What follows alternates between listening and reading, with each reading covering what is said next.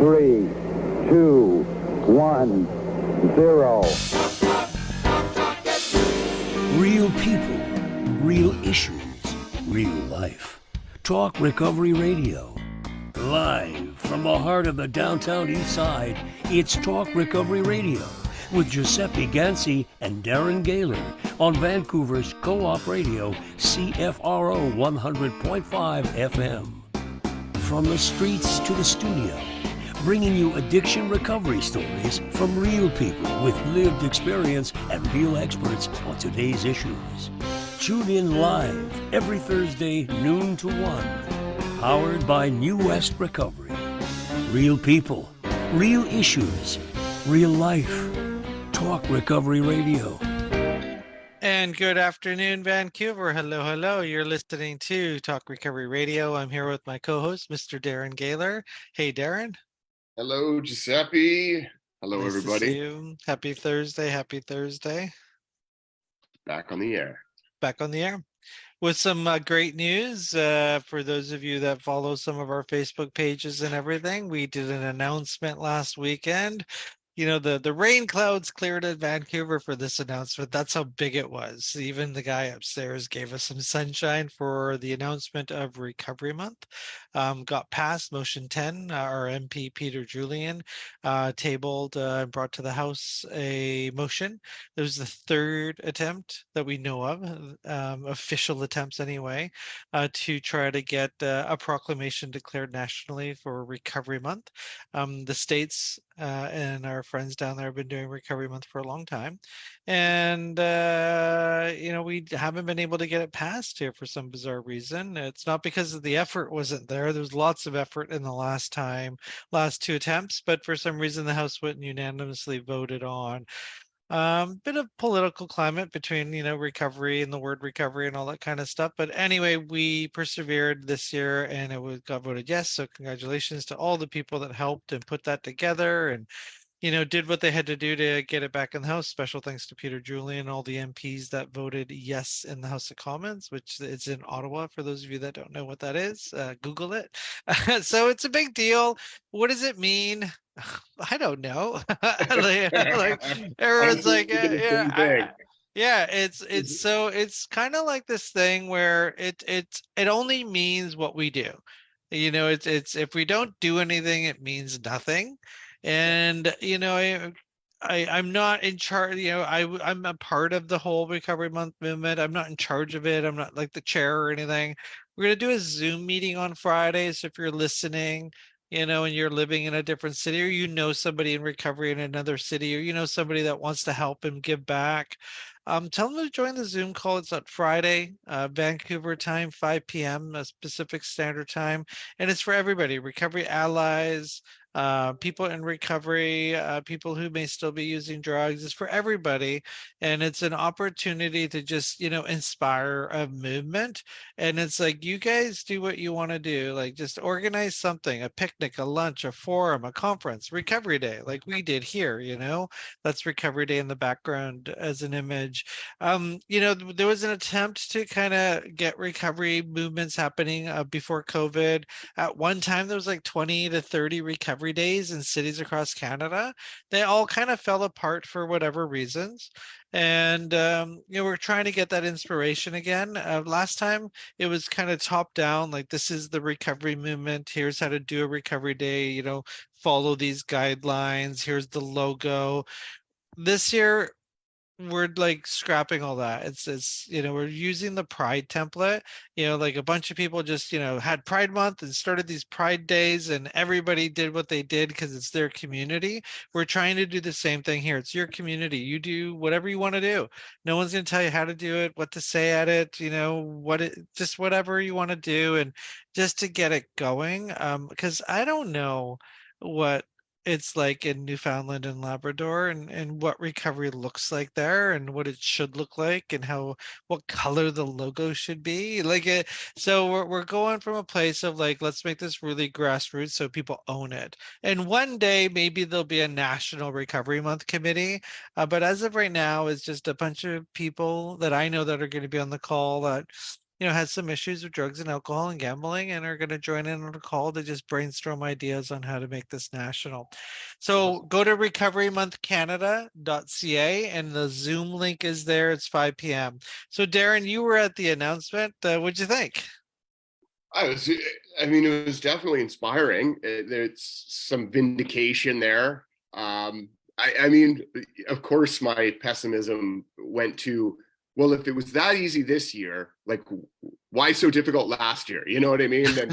And I wonder if it's just a political thing to like deny that, anything for the first time in the House, and then and see if it pops up again. You know what I mean? And then naturally take some consideration to it. But I don't know. I don't care. It doesn't matter.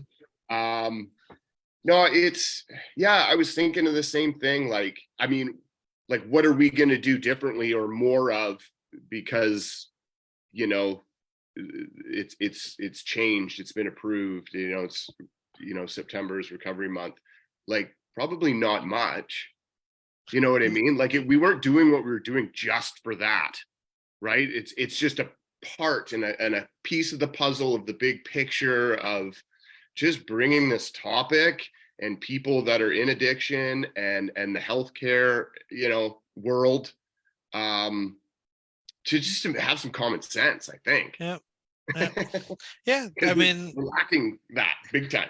You don't see any national campaigns that recovery is possible, attainable. We know how people are dying, but we don't know how people are surviving. No one's talking about that. A lot of people recover from substance use issue. Most people that recover from substance use issues never go to treatment. Like, they recover other ways. No one's talking about that. And it's kind of one of those things where we noticed that there was, no one really talking about recovery at a national level, just to say, hey, don't use alone.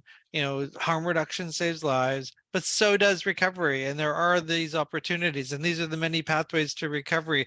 That whole piece has kind of just been forgotten about, and everyone's been focusing on how to, stop these overdoses with harm reduction, which is very much needed. But there's more, and we're not solving. People are still dying. So this is the more piece. This is the and piece. And so hopefully communities across Canada start implementing some kind of recovery movement. In the call, you're gonna get some tips on how we've done it and what we do to get a crowd like that showing up. Share some information. People helping people. That's what recovery is all about. So you're listening to Talk Recovery Radio. We come to you live every Thursday, noon to 1. Sometimes we take a break because we need it. And you can restream us on all your favorite devices, from YouTube to iTunes. If you're watching us on YouTube, hit subscribe, hit like, hit share. Thousands of listeners and hundreds of guests have been on our show for almost 8 years.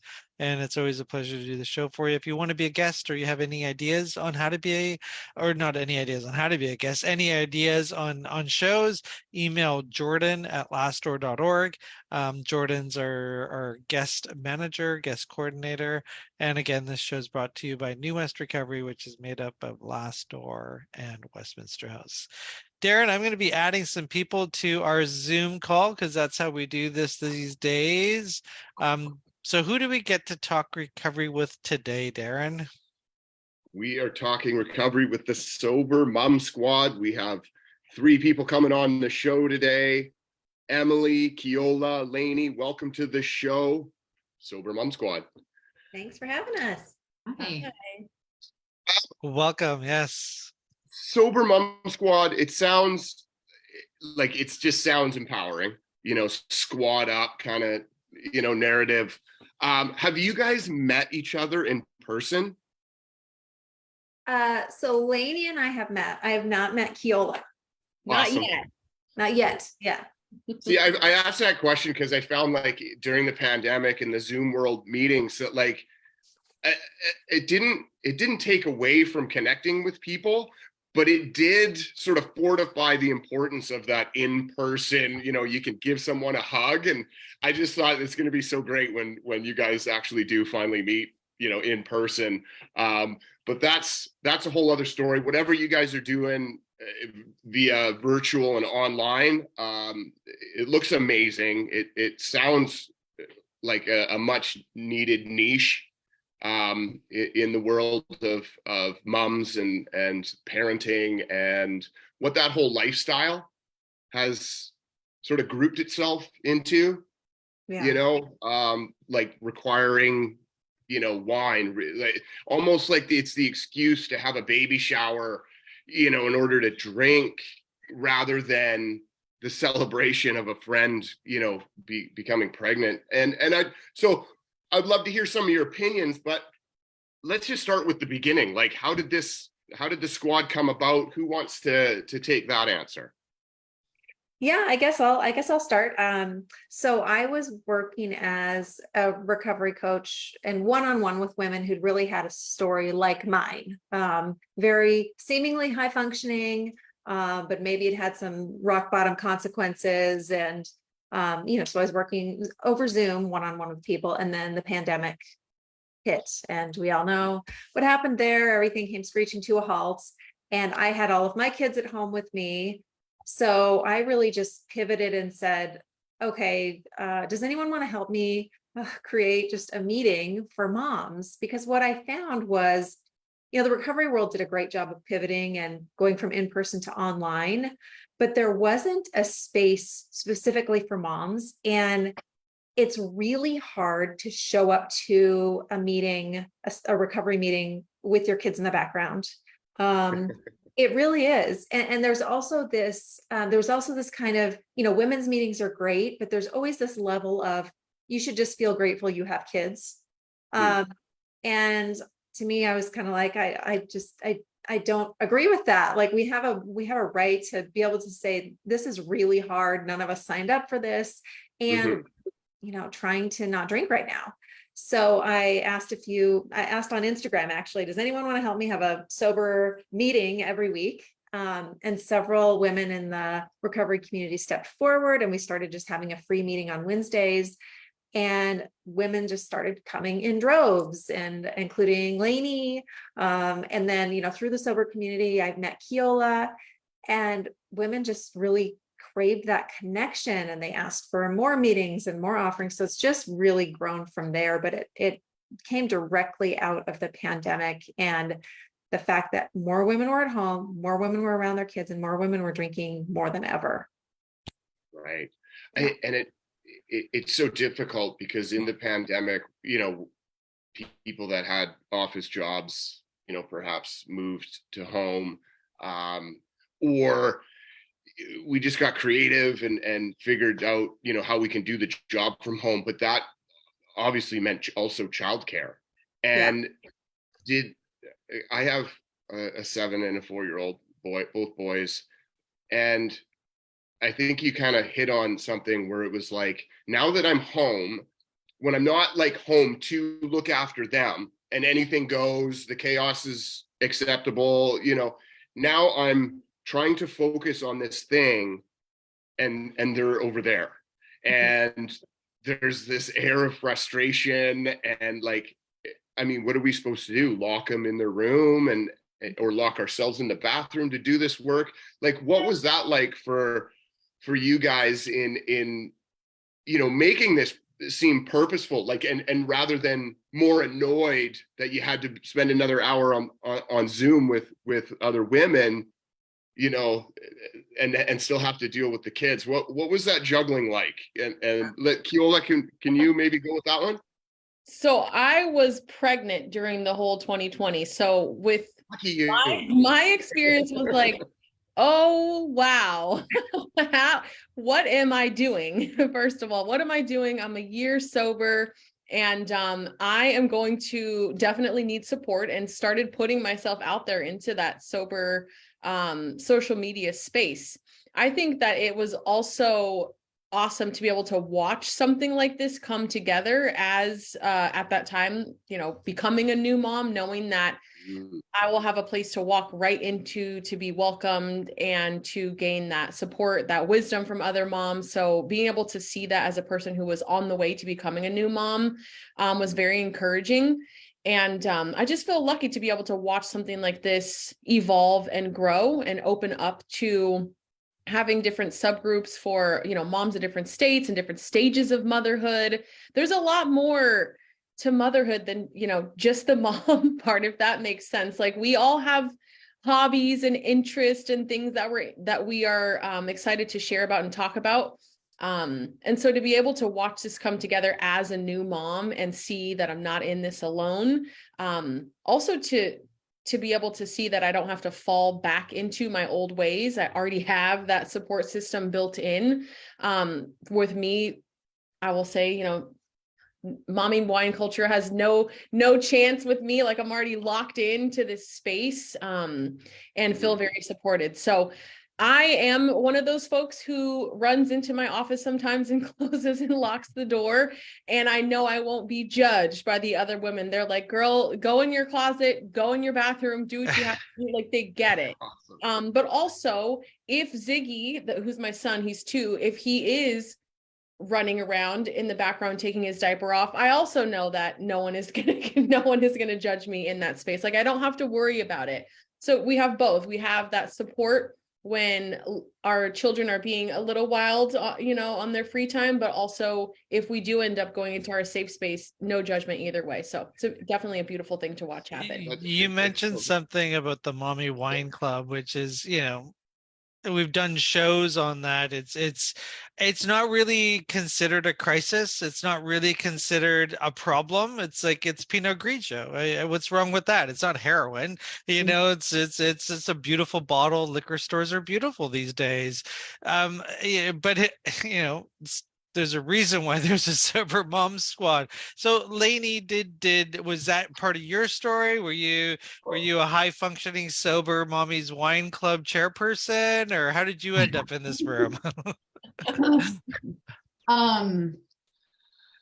Okay. So yeah, I think that I probably, like, looking back, I never had a great relationship with alcohol, but becoming a mom in late 2015, I feel like new moms especially, and then as you get into motherhood, you're given this, like, golden ticket, like, well, now you have permission to, drink during play dates, and it's fine, just pour some wine and keep calm and carry on.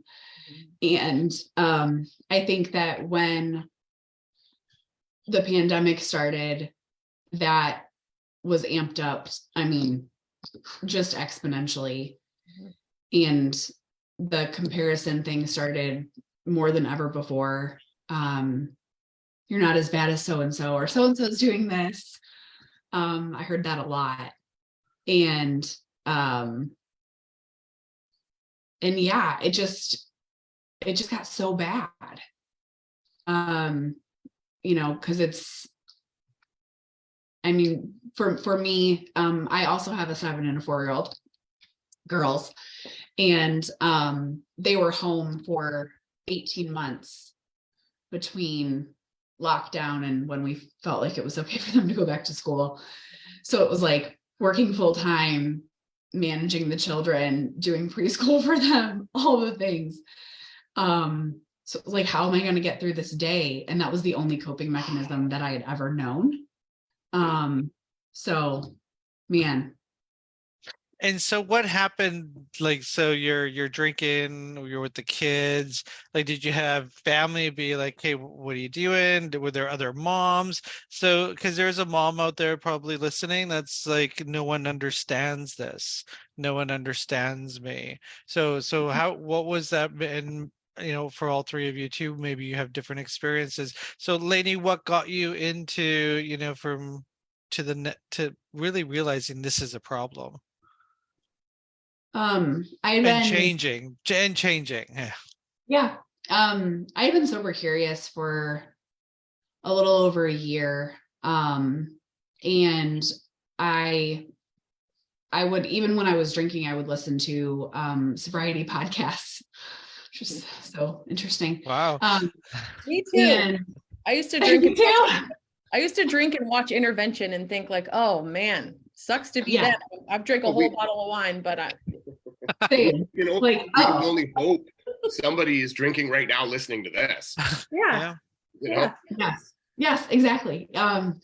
But one of my favorites was Recovery Happy Hour, and Emily was on this episode, and I hadn't stopped during this time in thinking that I was going to get sober. I just stopped thinking like, oh, I'll cut back, try to get healthier for, the fall.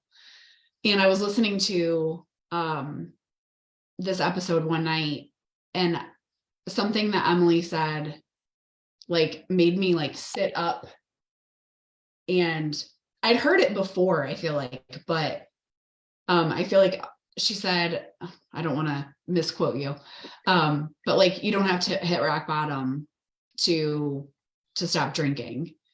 And I don't know. I mean, I had a lot of rock bottom moments in my life, looking back now. But I was like, am I really going to wait for like something really terrible to happen? And it was like, the only thing that I can describe it as was like some higher power or something like took over. It was an epiphany moment. And I was like, I'm not drinking ever again. And then I like started getting excited about all the things I could do sober, instead of before having a lot of like FOMO and just worrying about what people would think of me. And I was like, screw it. Like, I got to do this. I got to do this now. So, and let's face it, I mean, most of us can understand the added stress. I mean, everybody, oh, it's congratulations, you're having kids. And I don't know if I enjoyed really much for more than a 5 to 10 minute span before I am sweating with anxiety and stress, because every experience is brand new.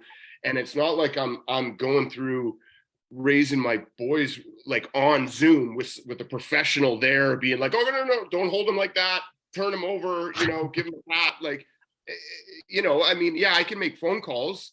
I know other dads and, in my support, but it didn't seem like it's just, it's that thing that we do on our own. I from what I gathered, right, which is, we read books and do that, but nothing really prepares us. So like this added stress, if you're drinking at the time, I mean, it's a great facility to excuse more drinking and more often, and see it as a relief, see it as a coping, and it is a coping mechanism. Yeah. So how do we say to stop that? Like Lainey, you sort of touched on a little bit of this, like, where did you get the inspiration or to like, oh my gosh, I could do so much more sober? Like, I couldn't grasp, anything really positive with being sober until having experience. So I wonder, is that a message Sober Mom Squad sort of puts out there and talks about quite often, the benefits of sobriety, I guess. Yeah. And I think that's one of the things we started seeing, is that I know this was true for me, is I questioned my drinking for a very long time before it was observably a problem to other people. Right. And there was really nowhere for me to go during that time, when it was just like, oh, I feel like it's too many glasses a night. I feel like I'm a little foggy. And that's who we started really seeing after the pandemic was, hey, I never had a drinking problem. I always thought I was a social drinker, and now I'm home and I'm alone and I'm drinking more than ever. That if this was your coping strategy, that the one glass of wine a night, and that was your coping strategy, and now your stress is up here, that wine's just going to increase too. So that's one thing we really say is like, there's no like range. If you're drinking once a day, if you're drinking once a week and you have a problem with it, if you feel like it's impacting your life, you're welcome here. You don't have to, there's no one size fits all. It's, and really the change in that thought process of deprivation versus what can you get instead, I think is really huge, because most people see it as deprivation. I can't do this. I can't go here. I can't hang out with this person now. I can't. And when you really look at it as, wow, I can get up early tomorrow. I can enjoy my coffee without a hangover. I can be more clear-headed and help with homework. And just that shifting that mindset takes it away from the stigma, right? Like, oh, I have a problem. Mhm. I think that's Well, huge. and I think it was in one of your bios, Emily, that it says, moms that don't need wine to survive. And I mean, how do we have that conversation or say that without sort of judging the women that need, the moms that need wine to survive? I mean, is it supposed to hit a nerve? You know what I mean? Should we say, hey, if it's not hurting anybody, no big deal, Right. and be passive? Yeah. Or should it sting a bit? Yeah, it's tough because it's not meant, feeling shame and being shamed are two different things, right?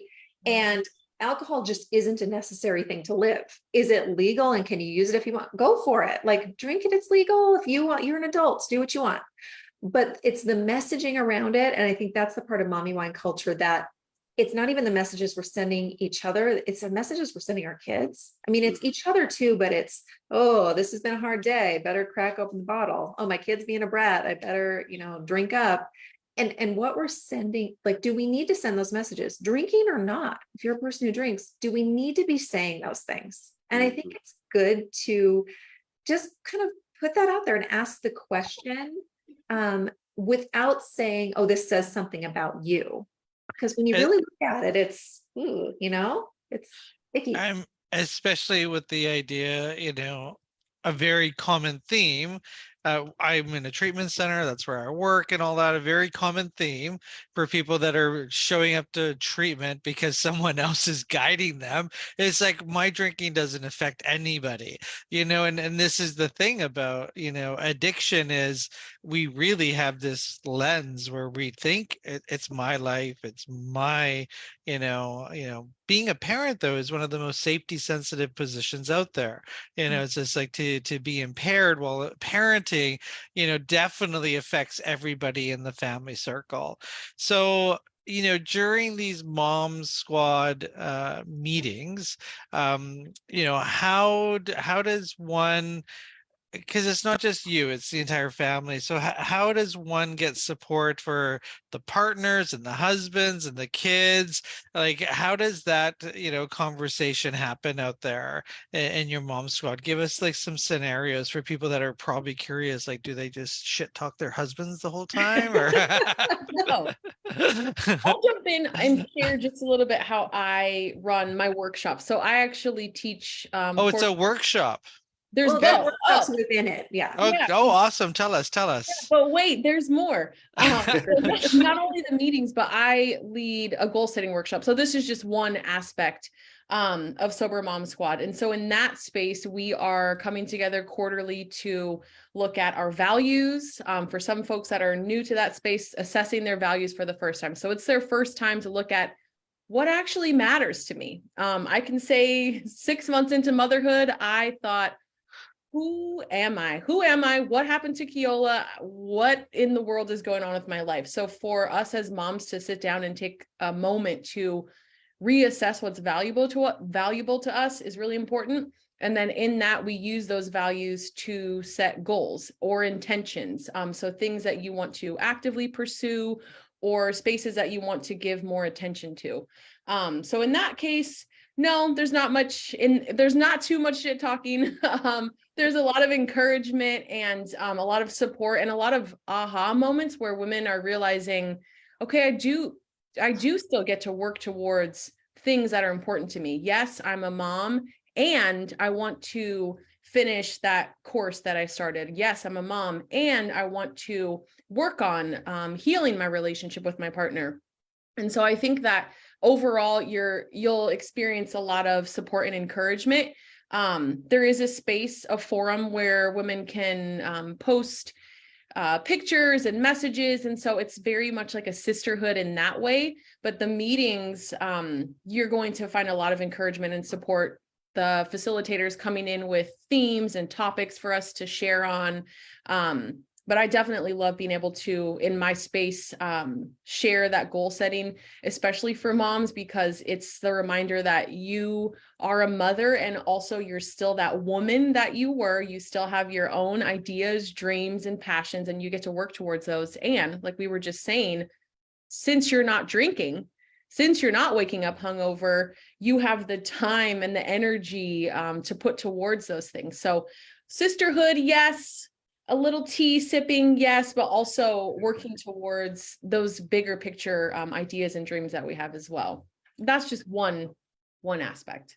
Yeah, I mean, if for anybody, come check out Sober Mom Squad. I just wrote down like all the resources, virtual meetups, community forums, and then specific groups for, say, single moms or, something specific that's going on, a resource library, which is fantastic because I get lost at the bookstore in the parenting self-help. It seems to blend and, where's the sobriety, stop, drinking area.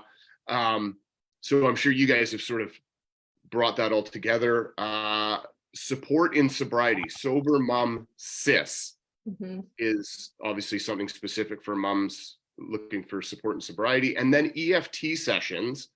So I'd like to know, I mean, is this a free service? Like, do moms just get on and get on all of these resources? And also some more about Rewind and what that's all about. Yeah.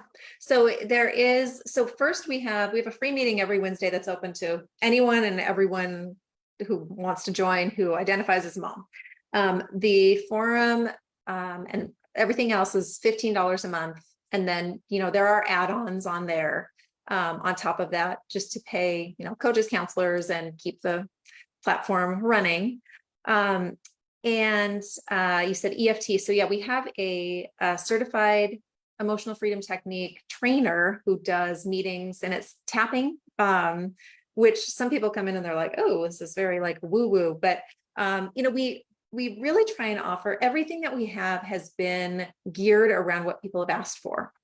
Just like someone comes in and they're like, hey, is there a group for, is there a subgroup for moms with kids who are autistic? It's like, we'll make one.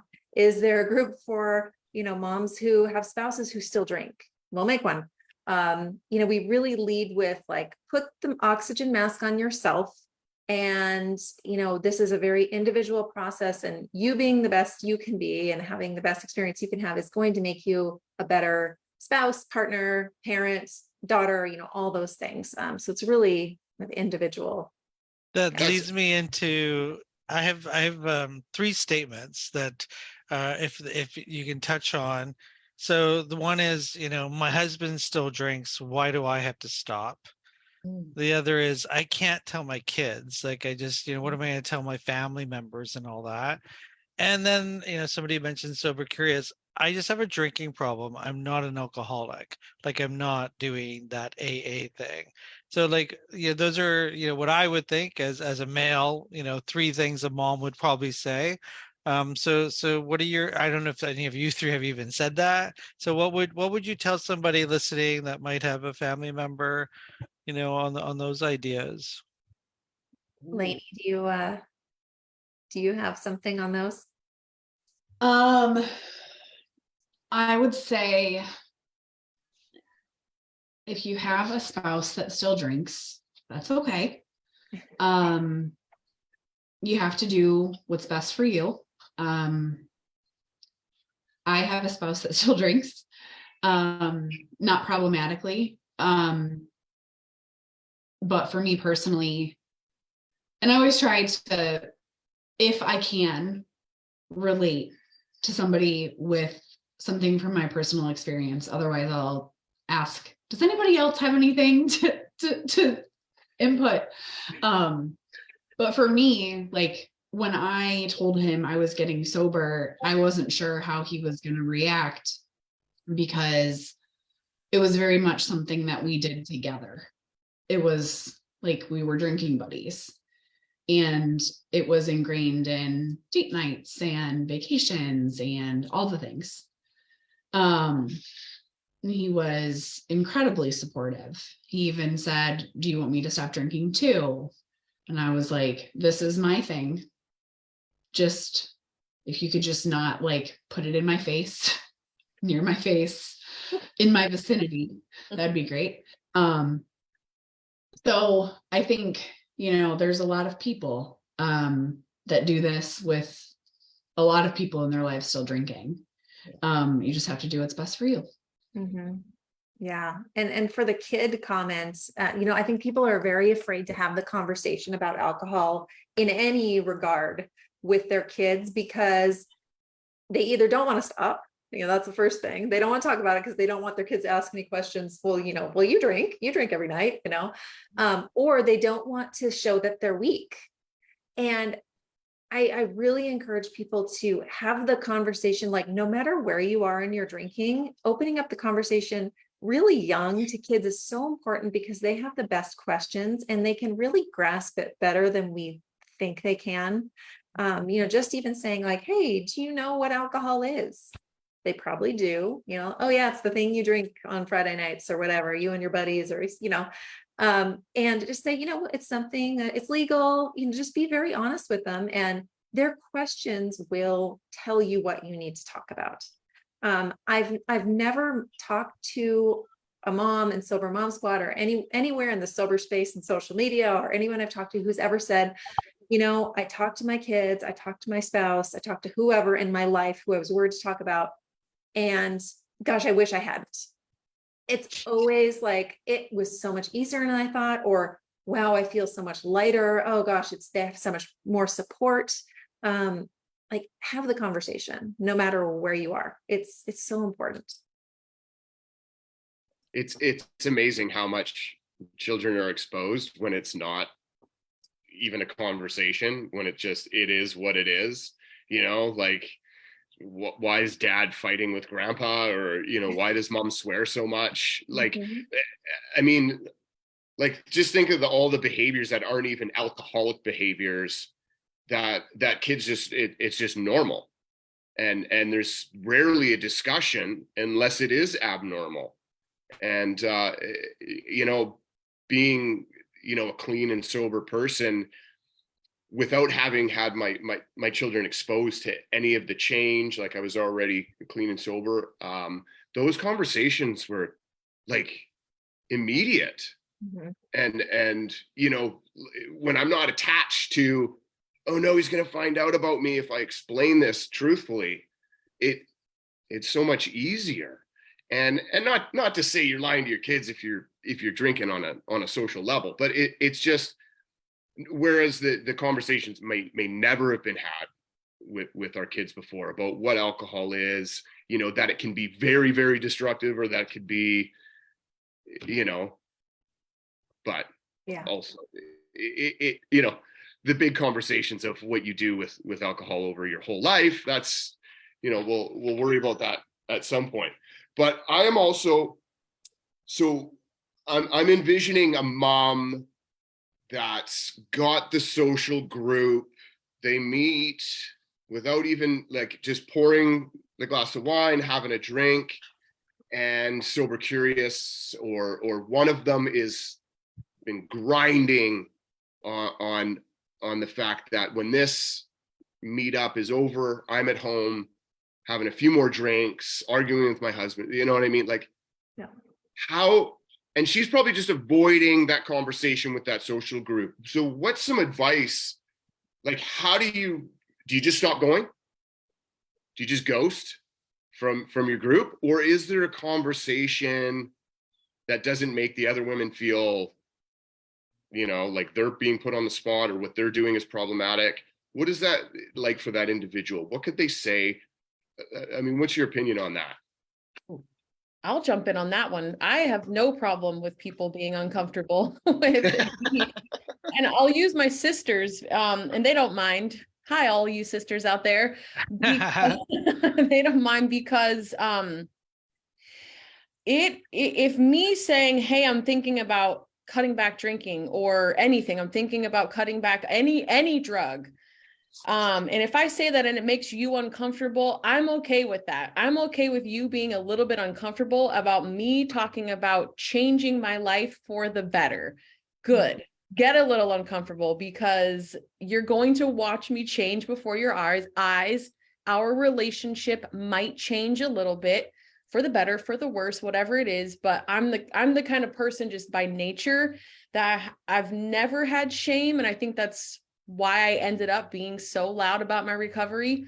My family didn't talk about my dad's drug addiction. And so I was like, heck no, everyone's going to know that I'm recovering.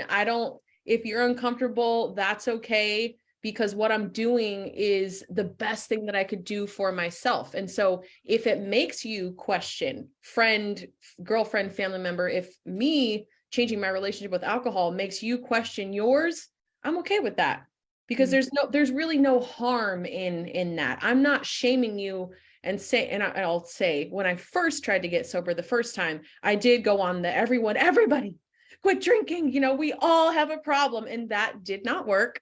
So I learned the second time, because it did take me a second attempt, to focus on myself, but I still announced it. I still didn't stay anonymous, immediately told my family, my friends, I'm done drinking. And, friend group, if you're not comfortable, that's okay. If I'm not invited, that's also okay. And I know that is partly my personality. I'm okay with being alone, and I don't need to be, accepted and included in that way. I feel confident.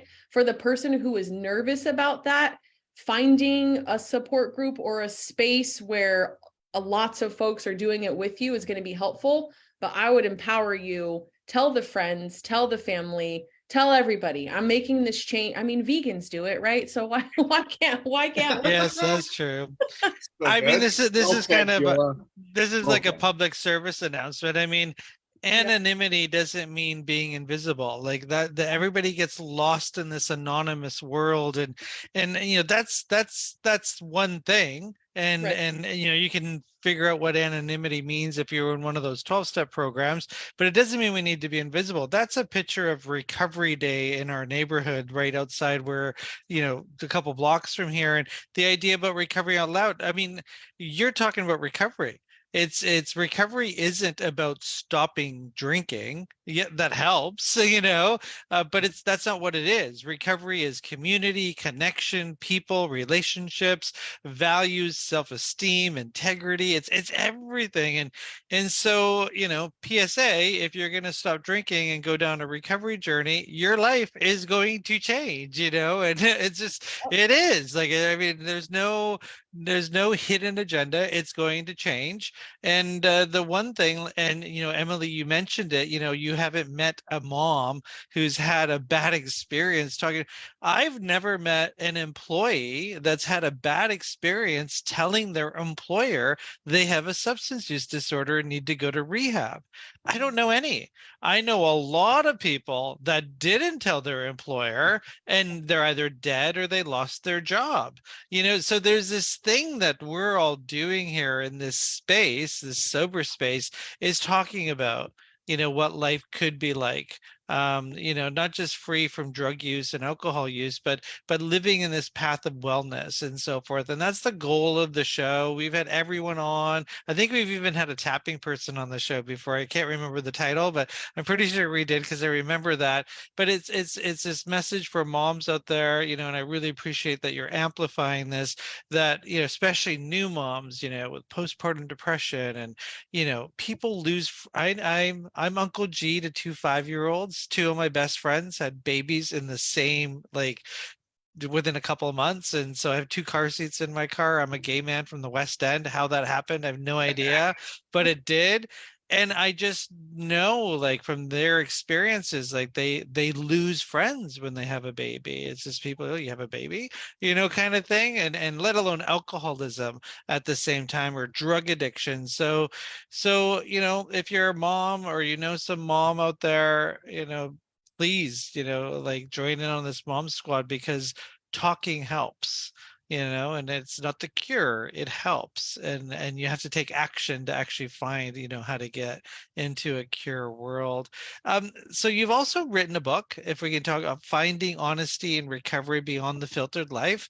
So, what's that about and so forth, just for some of our listeners? Yeah. So that came out of my own recovery, really, because when I started figuring out like, how the hell did I get here? I just started doing a lot of writing and unraveling how I had gotten to that place. And after a couple of years of doing that, I had this, 40-year chronology of how I'd gotten there. And I really dove into Quit Lit, sober memoirs, all the recovery books out there. And I thought, I just want to put my story out there, because there has to be someone else who there's something that they'll identify. And so I decided to write a book about it. And that's really what it's about. It's my story and how I found recovery, and how I recover out loud. So yeah. Amazing. What happens when you stop drinking? Yeah. Well, and the appreciation, for all of the specific groups. I just started doing a dad's group, and it has no basis, like it's not 12-step or anything like that. It was just dad, obviously in recovery or that have suffered or suffering with substance abuse, and I can't even yet identify what specifically is different from any other 12-step group or any other recovery oriented group. But I guess it's just we're all coming together under that same premise, and there's dads that have gone through what somebody's experiencing very stressful and very problematic in their lives currently, and within an hour that person's problem's not solved, but there's hope. Yeah. And there's a feeling that I don't have to do this every day, but at least I'm not alone. And I think that's one of the toughest things. It's human nature, to make a change, like sober up, stop using. But it's such a disruption. It can be such a disruption to other people, and we're not highly esteemed people, and we worry about these things. And it's in those moments that like a community is necessary. And it just sounds like, Sober Mom Squad is perfect for that. Like, that moment where, a mom might not know what to think, that, all the narrative in her mind is, I'm an awful mom, and I'm a poor wife, and nobody's going to support this, and I got to just keep hiding it longer. And who knows, it's endless. But, in that moment, to know that there's, somewhere online, comforts of your own home or bathroom or closet, to sit down and just say these things. Yeah. There's no requirement to be sober to join Mom Squad. Is it open for anybody? And what sort of steps should someone take right now today to get involved?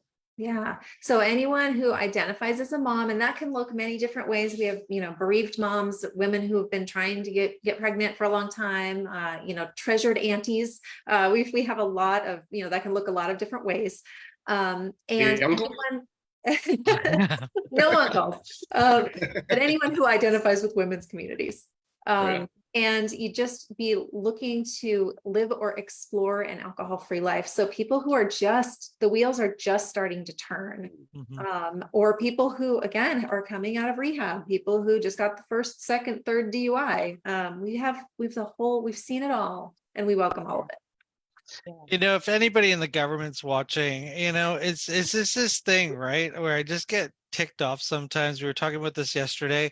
There's all this messaging, I don't know about in the States, but in Canada, it's drink responsibly is like as if it's my fault and I am being irresponsible handling your alcohol that you freely pour and let me buy as much as I want. And like it's just so like this message that's supposed to be, this harm reduction, it's so stigmatizing. It's like, it's your fault.